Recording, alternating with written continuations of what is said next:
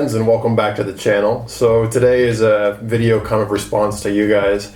I know a lot of you are asking yourselves, when I bought the Rolex Explorer II, why did I buy it, considering I already had a GMT Master? Since they both appear on the surface, and as you'll see in this video, to be extremely similar watches. I wanted to kind of address this video and address that question, and hopefully kind of give you guys some more insight on how very similar these watches actually happen to be, and also how they are in slight ways very different, and hopefully give you guys a little more education on the slight idiosyncrasies of these individual pieces. I'm very privileged to own both of them, and I wouldn't get rid of either. I love the fact that I have them both, even though they are very similar pieces. But if you're looking to pick up either one or the other, hopefully this video will be helpful to you, and picking which one probably makes more sense for you.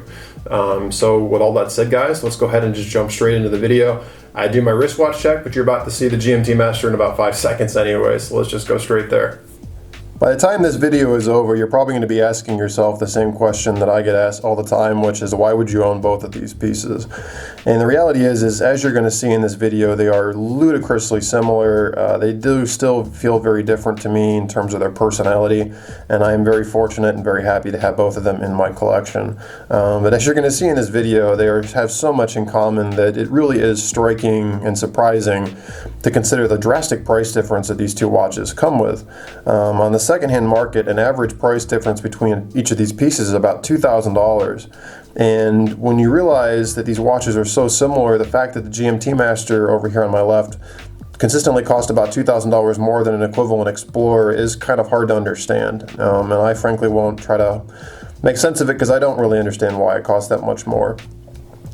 These are both watches that have kind of been kind of less desirables in the Rolex line, and it's kind of interesting. Only recently has the GMT Master actually started to get a little bit of a following, but for the longest time, the Explorer II over here is my mid-90s X serial Explorer II, and the GMT Master, along with the Rolex Milgauss and the Daytona and a couple other of Rolex's models, have actually kind of been less than desirable. Everybody's gravitated towards the more common watches like the Datejust and the Submariner. These two have kind of been left by the side.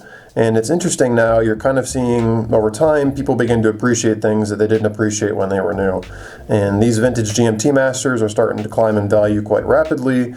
Explorer II is still really affordable though, so we'll see where these go. But the first generation of these, the C. McQueen they call those have skyrocketed in value. And obviously we've seen vintage Milgauss and vintage Daytonas now are stratospherically expensive as well. So it is really interesting how watches, when they're new, may not exactly have the greatest following behind them, but as they get older, all of a sudden they tend to be appreciated again, or find new crowds of people that appreciate them. These two watches are so similar, again, it's just absolutely crazy. They use the exact same bracelet.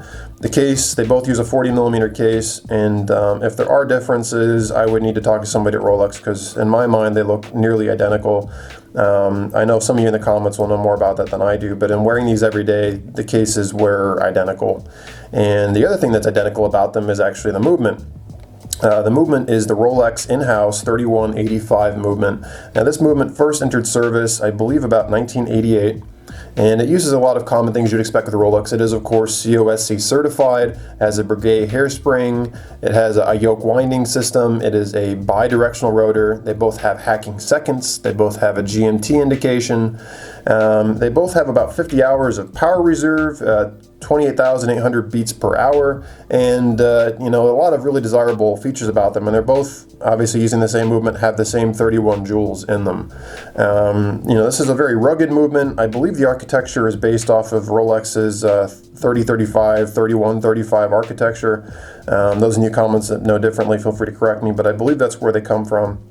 They have a wonderful reputation for being extremely solid, reliable workhorses, and in function, these watches both function extremely well as GMTs. And before we get into the idiosyncrasies of each piece, let's go ahead and take a closer look at the dials. So we'll go ahead and take a look at those now. So here we have the GMT Master. This is, of course, the Coke model, and then you can tell that by the black and red on the outer bezel. And there is also, of course, the Pepsi, where the top part would be blue instead of black, which is traditional with the Pan Am colors, which is actually the lineage of this watch. The markers, which are hard to see in this glaring light, are actually white gold, and the luminescence is tritium, which is something that is no longer used as it has a degradation over time and it will actually stop glowing. And it's also a radioactive material. Of course, you can see over here at 3 o'clock, you see the lovely Cyclops. It's amazing, people always don't realize how small the date actually is, but if you look under the crystal, you can see that the 28, which is today's date, is actually quite small, and that Cyclops magnifies it over 2 times and really increases the legibility. Over here right now we have the GMT hand on 1800. Since a lot of the guys that watch my channel and a lot of you guys have become my friends live in the UK, I actually have my GMT hand set to Greenwich Mean Time or GMT time, so I always know if I'm going to go bug you guys or vice versa that I know what your local time is, and then I have my local time zone set to whatever it is in the United States where I live. So that's traditionally how I have those two set up. But the dial, you can see there's actually a patina to these markers that's very nice. They would have been more of a white color, but as time has aged them, they have a little bit more of a cream color to them. And you know, as with Rolex dials over time, you might be able to see a little bit of it here. Probably not. There is a little bit of like a corrosion going on the dial as well, where the lacquer is giving up a little bit, which is going to give it a really nice kind of Rolex Stardust dial, but at this point in time, the camera's not really going to pick that up for you. But Rolex Oyster Perpetual date, GMT Master II with a Roman numeral 2, superlative chronometer officially certified. So again, this is the GMT Master II, indicative of the second hand that is individually adjustable. Of course, that feature because of the 3185 movement. Oyster Perpetual date, it's an Oyster case. Perpetual because it's automatic, date because it obviously has a date aperture over here, and officially certified chronometer because it is of course tested to chronometer specifications for accuracy. So hopefully you guys can get a nice sense of the lovely patina this dial is developing, and in certain light, and again this camera's just not going to pick it up. There's a little bit of there, but a little bit of spidering going on the dial, which is really kind of cool, adding to the patina. So there is of course the GMT Master II. Now let's go ahead and take a look at our Explorer. Being of roughly the same vintage of the GMT Master II, the Explorer also features a Tritium Dial. For those of you that want to know what luminescence your watch features, other than knowing the age of it, you'll see down here at 6 o'clock, they both would say Swiss T is less than 25. The T stands for Tritium. And again, you have the same patina that we saw on the GMT Master. The markers have gone to almost like a creamish color or an almond color, which they would not have been originally. And it kind of gives a cool bit of patina to the dial that I actually really appreciate. Again, Cyclops at 3, and again, magnifying that very actually normally small date aperture. Again, these use the same movement, so they'd also feature the same date wheel. Again, as with the GMT Master, Oyster Perpetual date, again, because it's Oyster case, perpetual automatic movement with date aperture. This model, however, being Explorer II, it says Explorer II over here with, again, the 2 Roman numeral, which is covered up by the minute hand. It's a superlative chronometer, again, because it's been COSC specified, and it's officially certified as well. And of course, specifying this is the Tritium Dial. The markers on this watch are surrounded in black. Now, rumor has it they're actually white gold like the GMT Master, just covered in black. However, I have not heard that confirmed. So those of you in the audience that may be watching this that know for sure, feel free to share in the comments below. But those are those markers, of course. And since these two are basically the same case-wise, I'll just go ahead and show you on this one. They both feature the traditional Oyster crown, not the triple lock crown. This is a dual seal instead of a tri-seal lock. So they're both good to about 100 meters of water resistance, and of course feature the traditional Rolex symbol. Both of these, as you'll see too, are the same vintage, so they actually have the holes in the case, which I prefer, so it's very easy to remove the bracelets. And since they both use the same bracelet, I'll just go ahead and show you here on the Explorer II here. They would both of course feature the same Rolex crown, and it's the same old style fashion flip over. And they also have plain case backs as is typical of Rolex. These are both the 501B bracelets. And what's nice about all Rolexes, as you can see there, is they have the screw-out end links. And since they are also both the same bracelet, you also get micro adjustments here on the clasp. So as your wrist swells or shrinks with weather and moisture changes, you can make fine adjustments to make them fit better. So as that's identical between the two, I'll just go ahead and point that out to you on this one. They also, both having the same bracelet and being same vintage, have these hollow end links. These are not solid end links. Later models on both featured solid end links. These are not. And originally they would have had a green hologram on the back of the case, but those things wear with time and come off.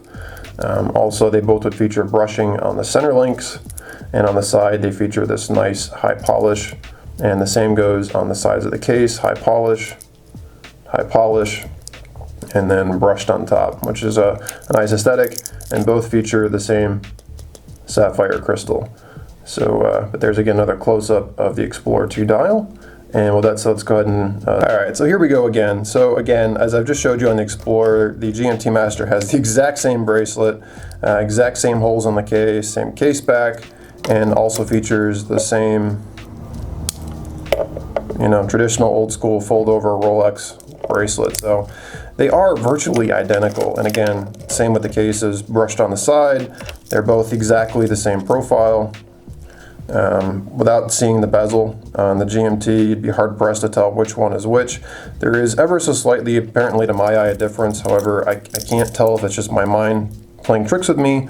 There is a legitimate difference, but in the flesh, they look virtually identical. The nice thing about these cases too, in comparison to say a Rolex Submariner of the same vintage, is they're very thin. This is actually very thin. There's a very low rise on the wrist, and it makes these watches very easy to wear with a dress cuff. So they're extremely comfortable. They both weigh about the same. I should have weighed them, but they honestly feel about the same. Definitely lighter than a Submariner for sure. And so you're going to ask yourself, if they're so similar, what are the differences? So they both use the same GMT movement, and I'll be happy to give you a demo of that in a sec. But the big difference is, of course, the bezel. So on the Explorer, you just have this nice brushed bezel, and it is fixed. You cannot turn this. The GMT Master, however, is a bidirectional bezel, so you can rotate it bidirectional, so clockwise or counterclockwise. And why is this a nice feature? It's a nice feature because you can alter the time zone in increments of an hour or a couple hours at a time, and as you're traveling through time zones without having to reposition your hands, you can automatically just recalculate new time. So, you know, if I want to advance time, I had 2 hours, I rotate it 2 hours, and now it's gone from 1800 to 2000, or 2000, yeah. So that's a nice feature. That's something you can't do on the Explorer being fixed. So why is that a benefit? Well, if you believe Rolex and the original intention of these watches, as I've said in the reviews of both of these watches, the Explorer II was a watch that they saw being used by cave explorers, whereas the GMT Master was a traveler's watch. It was a pilot's watch. So let's talk about why they wanted a GMT function on both. Well, originally the Explorer II didn't have a GMT function. In terms of the GMT hand was not independently adjustable. It was actually used as a day-night indicator, so it was basically a fixed piece, and you could just use it to tell if it was 1200 or earlier or 1200 or later, and that would tell you if you were AM or PM. And why would that matter? Well, if you were Rolex's demographic and you were exploring a cave or some other dark recess and you weren't able to visualize daylight, let's just say you're on the North Pole, for example, even, by being able to determine on a 24-hour scale the current time, you would know whether or not it was morning or afternoon. You weren't really concerned about crossing through many time zones. Whereas the GMT Master originally, again, if you believe Rolex, and some of this history is proved, was developed along with Pan Am. Pan Am, for those of you not familiar, is an old airline, an American airline that is now defunct. And Pan American Airways, obviously being an airline, you'd be flying through multiple time zones, and especially to pilots, passengers, of course, as well. Primarily for pilots, this was designed as a pilot's watch, in that they could travel through multiple time zones and keep track of multiple time zones by adjusting these watches. So like the Explorer, you can alter the GMT hand and the local hour hand, but you could also track, in theory, a third time zone by rotating this bezel bidirectionally. Now, since these both have the same movement, I'll just go ahead and show you how this works. I've shown these both on their independent reviews, how to use the GMT feature, but since they both use the same movement, first position is winding, and of course it is a screw-down crown on both, you have to unscrew it. Second position is actually why they're special. If you watch the hour hand here, the hour hand is moving independently. And so, let me back it back up now. And by doing that, you can quickly adjust the time zone on the hours. And if you actually wanted to adjust all the time, including the GMT hand, you go to third position, second hand stops, and now you could actually, I don't really want to move it, but you can move around the GMT hand like this. And so now you can adjust the GMT as well. But again, that's not really my intention right now. But so there you go. You could adjust GMT time, or you could just adjust the local hour, or the nice benefit of the GMT Master itself is you also can track by rotating the bezel either direction. So you can keep track of theoretically 3 different time zones. So again, nice feature for a pilot. Now, I know some of you guys that watch me are pilots, and I actually did a video on pilot watches, and if you saw that video, again, what you look for in a pilot watch is very subjective. They're both easily legible, and so that's great. There are, conceivably better pilot watches out there if you're looking for quick at a glance legibility, but as a traveling companion, they're both highly functional. So the big question you need to ask yourselves if you're looking at either of these watches is 2 things. Are you looking for a pure sports watch, or are you looking for something that you can really dress up? And I'll explain that in a second.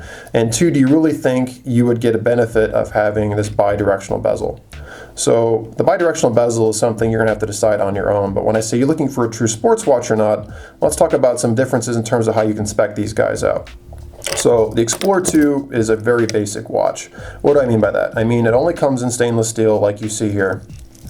And the basic only choice you have is, do you want a white dial, which in this case a lot of people call affectionately the polar dial, and or you can get a black dial. Beyond that, that's basically it. That's the way this option's spec out. So if you're looking for just a nice stainless steel sports watch, this is definitely the way to go. And if you don't mind the fixed bezel, and clearly I don't, you know what, this is, I think, save yourself a couple grand and just pick one of these up instead of a GMT Master. It should do everything you need it to do, and it's still easy to set as a traveling companion with the independently adjustable hour hand. This watch is an awesome travel watch, and you can't go wrong.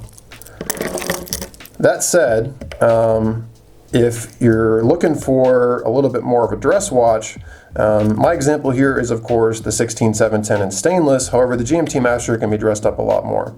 What do I mean by that? The GMT Master, unlike the Explorer, they offer with gold as well. So you can also get a two-tone where the center links are gold, along with a gold bezel, or you can actually get a solid gold GMT Master in either yellow gold or in white gold. And so if you're looking for a gold piece, the GMT Master is your only option, since they do not offer gold options on the Explorer. The other thing to take in consideration too is if you like the white dial of this Explorer II, on the GMT Master, while I've seen a couple very rare special editions, by and large GMT Masters are not offered in white dial. So that's kind of how it has to come down to. If you're adamant you want a white dial Rolex, a white dial sports Rolex, you're basically looking between this and a Daytona.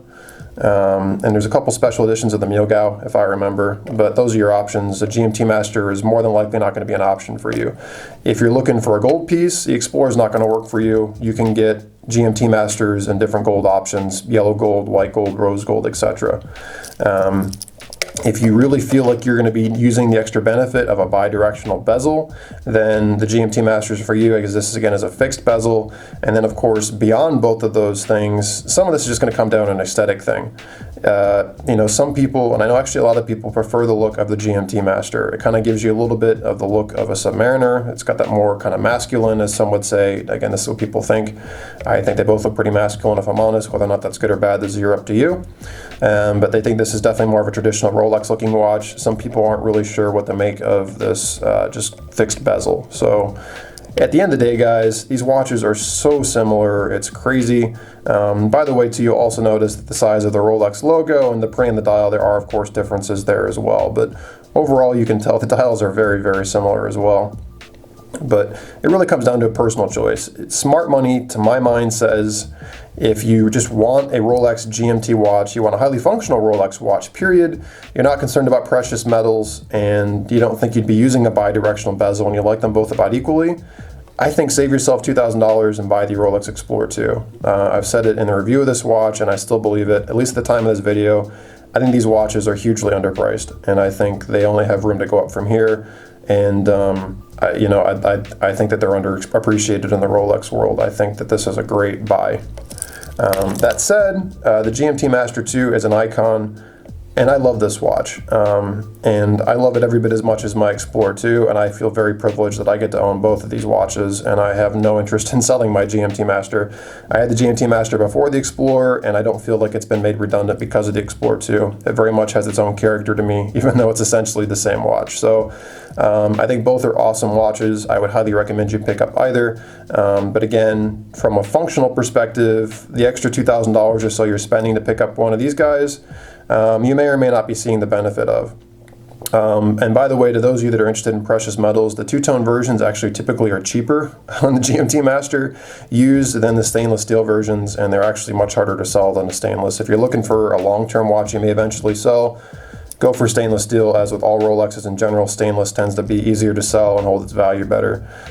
Precious metals and Rolexes, apart from the president, for some reason tend to have resale issues, but highly recommend it. Love this thing to death. And with all that said, let's go ahead and jump back. Alright guys, welcome back. Hope you enjoyed that. As with all my reviews, I tend to be a little bit more casual, a little bit more off the cuff. As I own both of these watches, I didn't want to prepare too much for this video because they already have kind of intrinsic feelings to me, and I thought as an owner of these that have owned them for a while, kind of just speaking whatever came to my mind was the best way to kind of give you guys some honest feedback about the two watches. So I hope you found it helpful. Hopefully it spoke to you guys. All that said, thank you guys so much for continuing to support me, continuing to watch the channel. I'm actually investing more money into this channel. I just bought a Mac, which is crazy because I'm a Windows guy through and through, but I'm going to try to continue to make these videos better, and I'm putting my money where my mouth is, guys. So this is a hobby of mine that's becoming more and more expensive, but hey, I love it, and I'm really happy you guys get value out of my videos. So beyond that, I do have some more watches coming in for review. Some micro brands have reached out to me, want me to take a look at their pieces, so I appreciate that they're putting trust in me to not say anything too harsh against their brand, since I speak my mind. All that said, if you liked the video, give me a thumbs up. If you disliked it, knock yourself out. Comments, what do you guys think? Tell me what you guys think. I love hearing what you guys think. I can't respond to all the comments, but I do certainly try to read them, and I appreciate them more than you know. With all that said, guys, I will be doing another live session soon. I hope to make an announcement on my next week's video and let you guys know when you can tune in for that. And if you guys have questions, comments, concerns that you want to address live, that's the time to do it. So I'll be sure to give you guys a heads up. And all that said, guys, I hope you have a wonderful week, have a wonderful day, and I'll catch you guys in the next video, which, remember, you need to subscribe to see my next video, and also make sure you click on the little notification bell so you get notified when my next videos drop, which drop every Sunday in the US. So 8 o'clock Central, 9 o'clock Eastern, 10 o'clock Mountain, and 11, no, strike that, reverse it. 7 o'clock Mountain and 6 o'clock Pacific. There you go. So, all right, thanks guys, bye.